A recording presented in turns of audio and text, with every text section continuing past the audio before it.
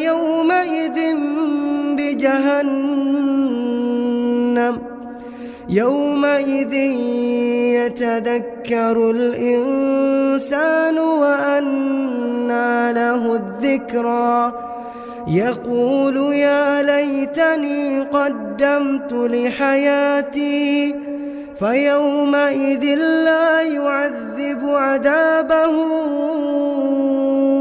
أحد ولا يوثق وثاقه أحد.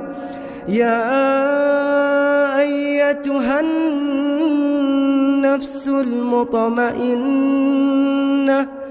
ارجعي إلى ربك راضية مرضية فادخلي في عبادي وادخلي جنتي.